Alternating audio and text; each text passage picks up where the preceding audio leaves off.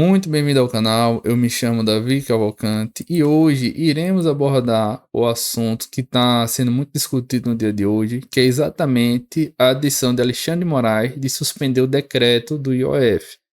Na prática, o que Alexandre de Moraes está querendo fazer com a suspensão? É exatamente isso que a gente vai abordar de uma maneira imparcial. E o outro ponto é o quê?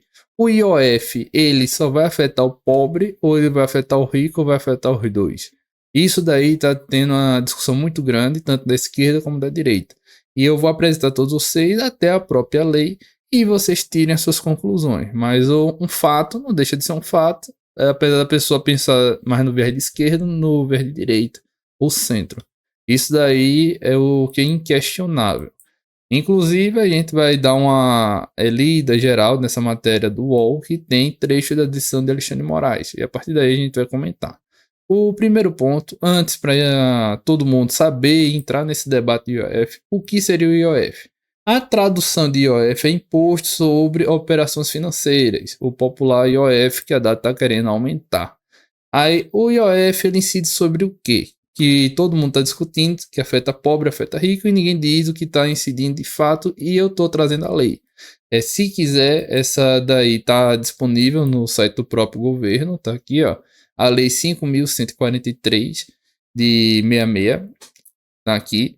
Observe no artigo 1, o imposto sobre operações financeiras incide sobre nas operações de crédito e seguro, realizado por instituições financeiras e seguradoras. Significa o quê? Operações feitas no Banco do Brasil, Bradesco, Caixa Econômica e CDOF. Tem como fato gerador. O que é fato gerador?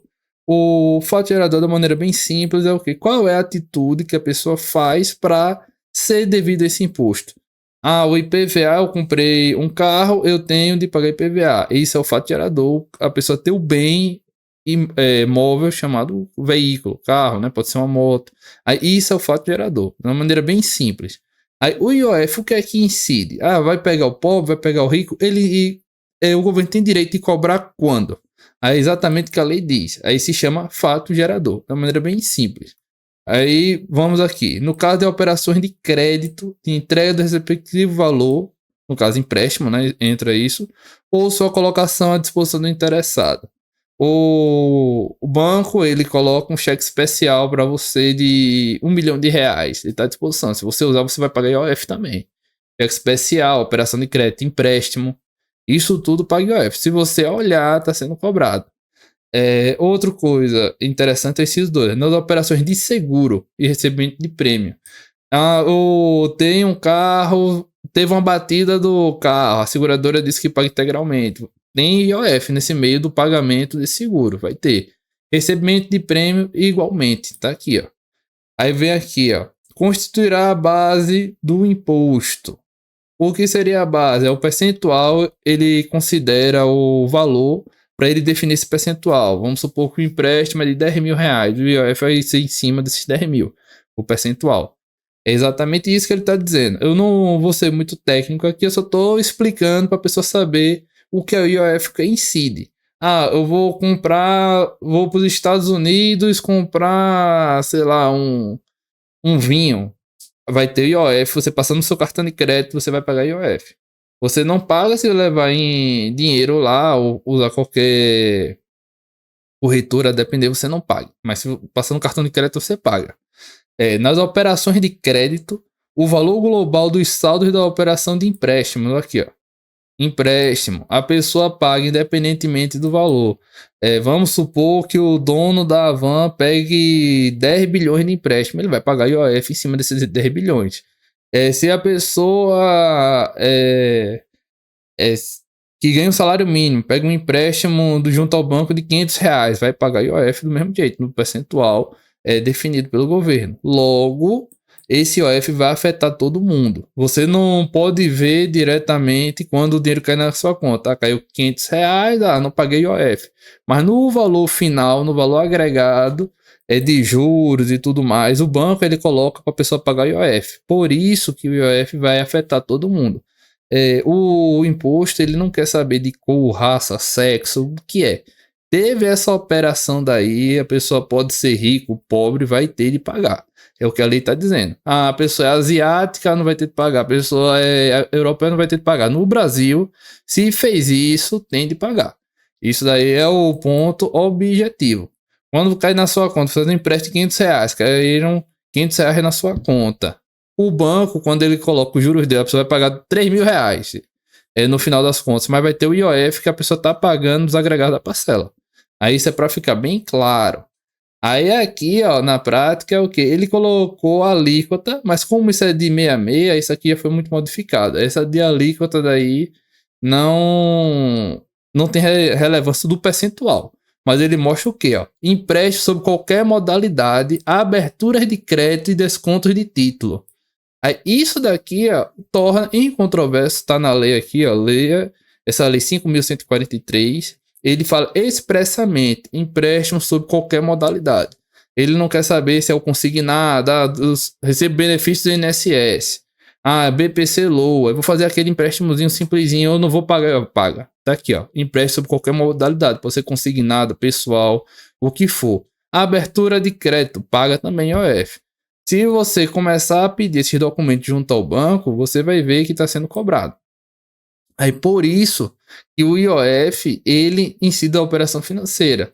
Tem até discussão aqui que eu achei no STF a respeito da CPMF. Quem é mais novo não conhece isso daí, mas pode perguntar para a pessoa que tem 50 anos ou mais, ele lembra muito bem que foi utilizado para arrecadar, que o pessoal começou a usar mais dinheiro vivo. Isso daí.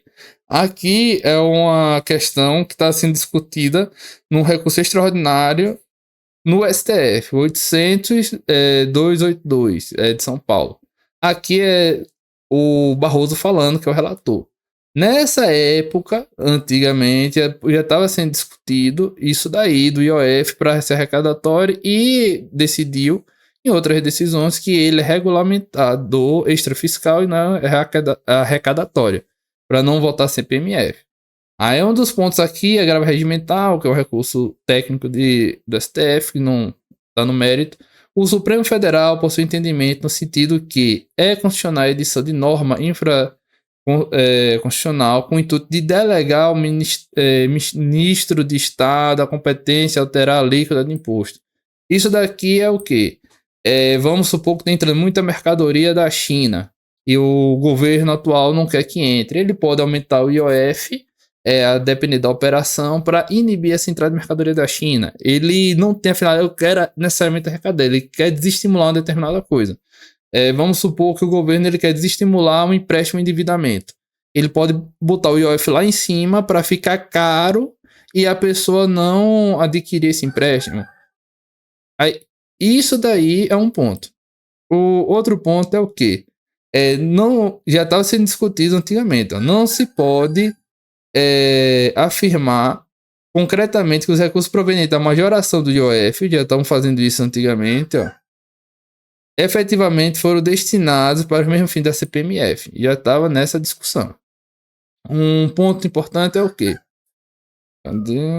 Agora vamos para o que o Alexandre de Moraes disse. Aqui é o site do UOL, ó, suspende os decretos convoca a reunião entre governo e Congresso. O Alexandre de Moraes, acertadamente, ele está evitando o STF ele ficar no polo dessa discussão. Ele está querendo trazer esse viés mais conciliatório. Por isso que ele está fazendo isso. Isso é um ponto positivo do Alexandre de Moraes. Aí aqui tem a explicação, suspender decreto do governo. Cadê? Pronto, aqui, ó. O próprio Alexandre de Moraes, ele comenta. Isso aí é o Alexandre de Moraes falando, que já decidiu muitas vezes a favor do PT, ele colocando esse viés daí.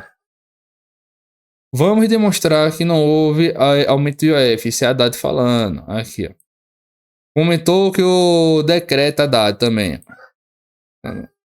teve como objetivo combater a sonegação de impostos. Isso daqui não é verdade. Isso aqui a Haddad está, de fato, não sendo transparente.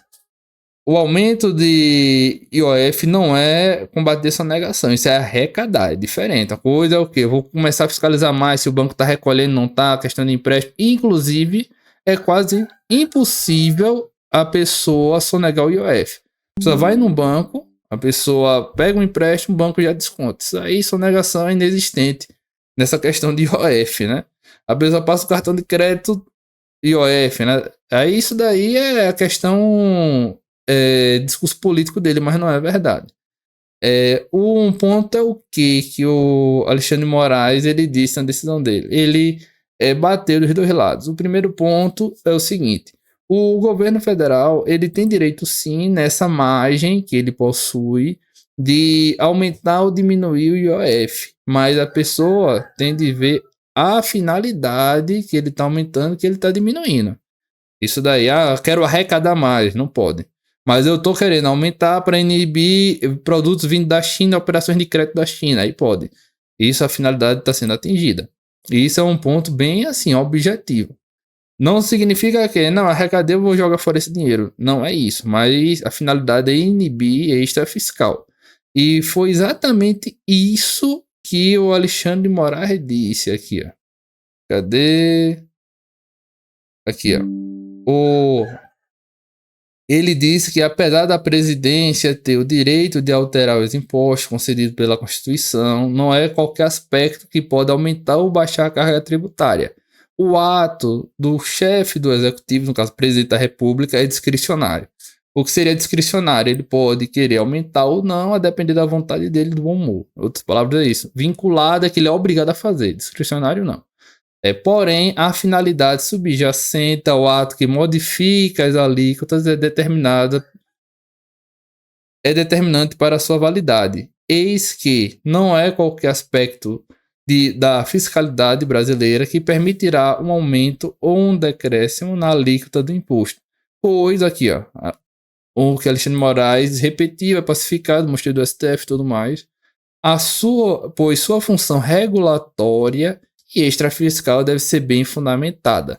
Isso daqui, o governo ele não está falando que é regulamentatória e nem muito menos extrafiscal. Ele está falando que quer arrecadar, quer ter mais dinheiro porque está negativo. É completamente diferente. Por isso que o governo federal está errado. E o Alexandre de Moraes ele já sinalizou isso. Ele diz, tudo bem que a gente tem uma boa relação, mas você está fazendo besteira. E um ponto também que o STF ele tá sendo positivo é o quê? Eu não sou seu pai para tudo você tá correndo. Você faz uma besteira, corre para mim, eu tenho que resolver. O Alexandre de Moraes deu a sinalizada. Ele disse para um lado que o governo pode aumentar ou diminuir, mas ele é uma função regulamentatória e não pode ser modificado ao bel prazer com fundamentos arrecadatórios. Ele foi bem expresso, regulatória aqui, ó, e extrafiscal. Aí isso daqui o Alexandre de Moraes acertou e ele tá vendo que é uma questão política e tá querendo resolver na popular conversa entre os líderes e pacificar essa questão. Mas o governo Lula, de fato, nessa situação, ele tá errado e tá procurando recursos desesperados de onde não deve buscar, que no caso essa questão do IOF. Aí Haddad fala que é de sonegação, ele não comprova a sonegação. E observe também o que esse imposto ele incide sobre operações de crédito. Significa que é impossível sonegar a pessoa no banco pagando um empréstimo, não tem como deixar de pagar, que o Bradesco ele já recolhe, o Santander e assim vai.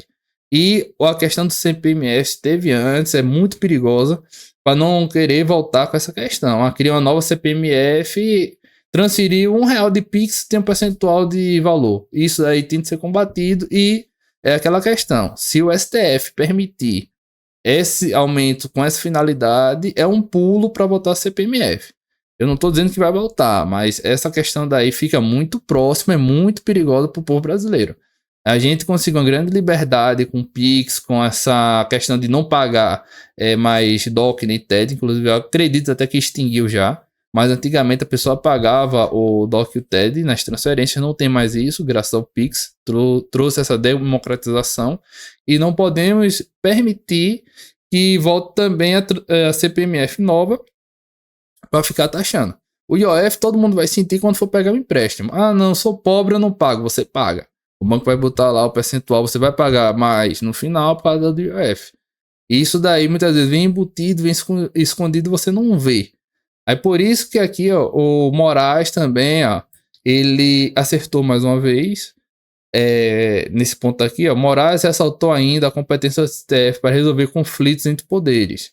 Aí ele tá sinalizando a competência do STF, que na minha opinião, o STF não é pai de ninguém, e quem deveria resolver é o executivo e o legislativo. Uma coisa fosse questão de legalidade, uma coisa assim, não política. Ó, ele disse que há necessidade da Corte intervir para garantir a validade da Constituição, isso é correto, e que isso não tem nada a ver com ativismo judicial. O que seria ativismo judicial? É o judiciário fazer, entre a justiça com as próprias mãos, porque não tem lei. Mas aí existe lei, existe entendimento do STF, existe tudo. É muito diferente. Aqui, ó. Para ele, há discursos vazios que confunde a autocontenção do Poder Judiciário com a sugestão para trás de comissão, grave prevaricação e inaceitável covardia. Isso daqui, em outras palavras, é o quê? Se o judiciário ele é provocado, ele tem que dar uma resposta. Isso aí é óbvio, né? Aí tá exatamente nesse viés de discussão.